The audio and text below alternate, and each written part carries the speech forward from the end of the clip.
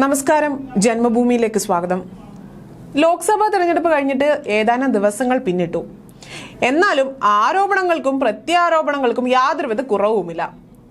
Javadekar EP. Jayarajan കൂടിക്കാഴ്ച മുതൽ mayor Arya രാജേന്ദ്രന്റെ ചവിട്ടുനാടകം വരെയും സംഭവബഹുലമായിരുന്നു. നിലവിൽ രാഹുൽ ഗാന്ധിയോ വയനാട്ടിലെ ജനങ്ങളോട് കാണിച്ച കൊടും ക്രൂരതയും. അങ്ങനെ ഓരോ മണ്ഡലങ്ങളിലും LDFും UDFും കിടന്ന് എട്ടിന്റെ പണികളാണ് വാങ്ങിക്കുന്നത്. പണികളുടെ ഒരു ഘോഷയാത്ര തന്നെയാണ്. തൃശ്ശൂരിലേക്ക് തിരിഞ്ഞു നോക്കിയാലോ? തൃശ്ശൂർ സുരേഷ് ഗോപി എടുക്കുമെന്ന കാര്യത്തിൽ യാതൊരുവിധ സംശയവും വേണ്ട. അതെല്ലാവർക്കും അറിയാമെങ്കിലും തൃശ്ശൂർ തങ്ങൾക്ക് തന്നെ കിട്ടുമെന്ന ആത്മവിശ്വാസത്തിലായിരുന്നു ഇടതും വലതും മുന്നണികൾ. എന്നാൽ ആ മനക്കോട്ടയെല്ലാം തന്നെ തകർത്ത് തരിപ്പണമാക്കിയിരിക്കുകയാണ് കോൺഗ്രസ് സ്ഥാനാർത്ഥിയായ കെ മുരളീധരൻ തന്നെ. വലിയൊരു വെളിപ്പെടുത്തലാണ് അദ്ദേഹം ഇപ്പോൾ നടത്തിയിരിക്കുന്നത്. ഇടതുപക്ഷത്തിന്റെ സകല വോട്ടുകളും BJP സ്ഥാനാർത്ഥിയായ സുരേഷ് ഗോപിയിലേക്ക് പോയി എന്നാണ് അദ്ദേഹം പറയുന്നത്.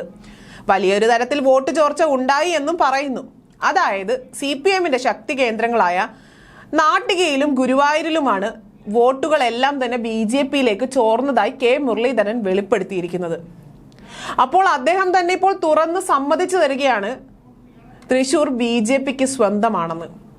തൃശ്ശൂരിൽ സുരേഷ് ഗോപി ജയിക്കുമെന്ന കാര്യം. എന്നാൽ CPMന്റെ മാത്രമല്ല UDFന്റെയും വോട്ടുകൾ വൻതോതിൽ ചോർന്നിട്ടുണ്ട് എന്നുള്ള വിവരം ആശാൻ അറിഞ്ഞില്ലേ, അതോ അറിഞ്ഞതായി ഭാവിക്കാത്തതാണോ? എന്തായാലും ഭാഗ്യം വൈകിയാണെങ്കിലും ആ സത്യം കെ മുരളീധരൻ മനസ്സിലാക്കി. പക്ഷേ അവിടെ വോട്ട് തിരിമറിയോ കള്ളവോട്ടോ ഒന്നുമല്ല നടന്നിരിക്കുന്നത്.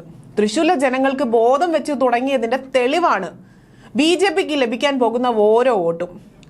തൃശ്ശൂരിലെ ജനങ്ങൾക്കറിയാം സുരേഷ് ഗോപിയെ പോലെ സാമൂഹിക പ്രവർത്തനം ചെയ്യുന്ന അല്ലെങ്കിൽ നാടിനു വേണ്ടി നല്ലത് ചെയ്യുന്ന ഒരു വ്യക്തിയാണ് ആവശ്യമെന്നുള്ളത്.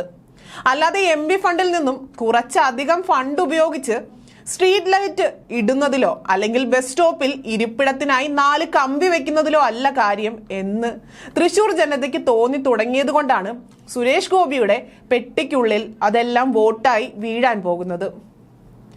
ഇപ്പോഴും കെ മുരളീധരൻ ആശങ്കയിലാണ്. അതുകൊണ്ടാണ് ഇത്തരത്തിലുള്ള ആരോപണങ്ങൾ അദ്ദേഹം ഉന്നയിക്കുന്നത്. സ്വന്തം അനുജത്തി പത്മജ വേണുഗോപാൽ BJPയിൽ ചേർന്നത് വലിയൊരു അടി തന്നെയായിരുന്നു കെ മുരളീധരന്.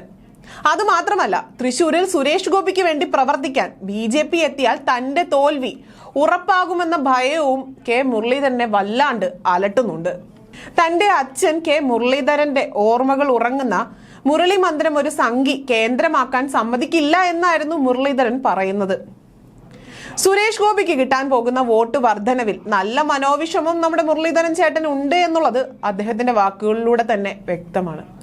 കാരണം BJPക്ക് കഴിഞ്ഞ വർഷം കിട്ടിയ വോട്ട് അതേപടി ഇത്തവണയും കിട്ടുമെന്നും ആണ്. ഇതൊന്നും UDFനെ ബാധിക്കുന്ന ഒരു വിഷയമല്ല എന്നുമാണ് ആശാൻ ഇപ്പോൾ പറയുന്നത്. കഴിഞ്ഞ തവണ കിട്ടിയ അത്രയും വോട്ടുകളാണ് ഇത്തവണയും കിട്ടിയതെന്ന് മുരളീധരന് എങ്ങനെ മനസ്സിലായോ എന്തോ എന്നാണ് ആലോചിക്കുന്നത്. കവടി വല്ലതും നിരത്തിയോ എന്തോ. കാണിപ്പയ്യൂര് പോലും ഇത്രയധികം കൃത്യതയോടെ പ്രവചിക്കുമോ എന്നുള്ളത് കാര്യം സംശയമാണ്. 30,000 മുതൽ 50,000 വോട്ടിന്റെ ഭൂരിപക്ഷത്തിൽ UDF ജയിക്കും. CPM വോട്ട് മറിച്ച് ചിലപ്പോൾ BJP 2ാം സ്ഥാനത്തെത്താനായിട്ട് സഹായിക്കുമായിരിക്കും. വോട്ട് മറിഞ്ഞു എന്നതുള്ളത് യാഥാർത്ഥ്യമാണ്. BJPയോടുള്ള CPM സമീപനമെന്നും മൃദുവാണ്. പണ്ട് കേന്ദ്രത്തിലാണെങ്കിൽ ഇന്ന് കേരളത്തിൽ അത് തുടരുന്നുവെന്നുമാണ് മുരളീധരന്റെ പ്രവചനം. എന്തായാലും കെ മുരളീധരന്റെ മോഹം വേറെയാണ്. കുറുക്കന്റെ കണ്ണ് എപ്പോഴും കോഴിക്കൂട്ടിലാണെന്ന് പറയുന്നത് പോലെ ഇനി അടുത്ത 5 വർഷത്തേക്ക് താൻ മത്സരിക്കില്ല എന്ന് പറയുന്നത് മുരളീധരൻ UDF അധികാരത്തിൽ വരികയാണെങ്കിൽ ഉറപ്പായും ഒരു മുഖ്യമന്ത്രി കസേര ആവശ്യപ്പെടണം എന്നതിലാണ്. എന്തായാലും കോൺഗ്രസ് അത് നൽകാൻ പോകുന്നില്ല. കാരണം എന്തുകൊണ്ടാണ്? മുഖ്യമന്ത്രി കുപ്പായം തുന്നി പെട്ടിക്കുള്ളിൽ വെച്ചിരിക്കുന്ന സുധാകരനും സതീശനും അതിന് ഒരിക്കലും സമ്മതിക്കില്ല. അപ്പോൾ പിന്നെ മുരളീധരൻ ഒരു വലിയ രാഷ്ട്രീയ കോളിളക്കം തന്നെ സൃഷ്ടിക്കേണ്ടി വരും.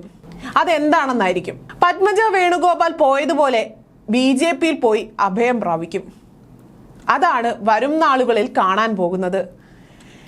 എല്ലാം മടുത്ത് മുരളീധരൻ BJPയിലേക്ക് വരുന്ന ആ ഒരു സുവർണ നാളേക്കായി നമുക്ക് ഏവർക്കും കാത്തിരിക്കാം.